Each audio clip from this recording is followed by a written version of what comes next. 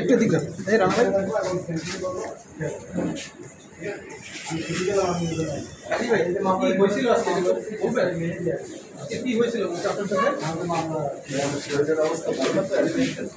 একটু বলেন না, সকালবেলা কি ঘটছিল একটু বলেন। বলতে দাও।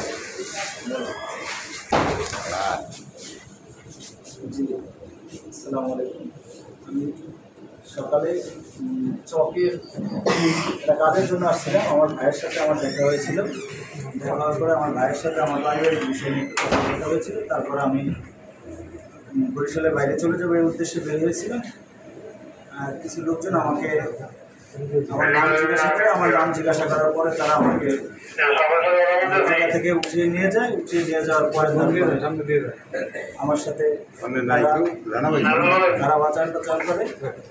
আমার বড় ভাই মেট্রো কমিশনার স্যারের কাছে যায়। কমিশনার স্যার ডিবির একটি টিম আমার ভাইয়ের সাথে দেয়।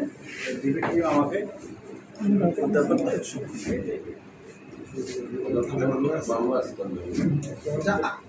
ভাই আপনারা কি আটক করছে? আপনার রাজনৈতিক পরিচয়টা একটু বলবেন, আপনার রাজনৈতিক পরিচয়। ভাই আমি শারীরিকভাবে অসুস্থ এখন। আমি এখন ভাই রাজনৈতিক পরিচয় বলতে তো অন্য কথা করবেন, এই কথা করবেন না। না আপনার কি রাজনৈতিক পরিচয় কি আপনি বলেন? আপনি কি কোনো পোস্ট পজিশন হোল্ড করেন? পরশু রাত্রিও মাইলেই জায়গায় রাত 3টের সময় আপনি না আপনি কি কোনো পোস্ট পজিশন হোল্ড করেন কোনো দলের? বলেন একটু কাইন্ডলি। আপনার রাজনৈতিক পরিচয়টা আছে কি? পরিচয় আছে কিনা? পরিচয়টা একটা আছে আমরা জানি। এটার বিষয়টা কি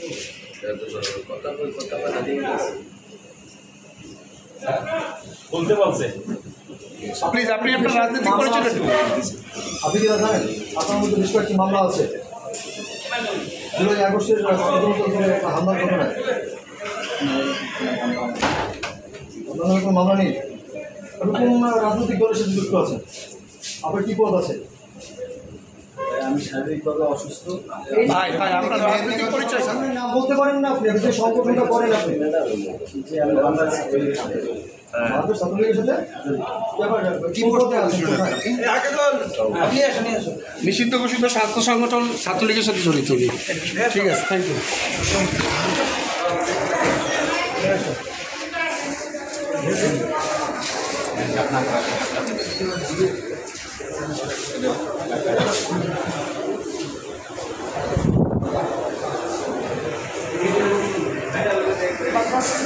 আমরা সকাল 10টা সাড়ে 10টার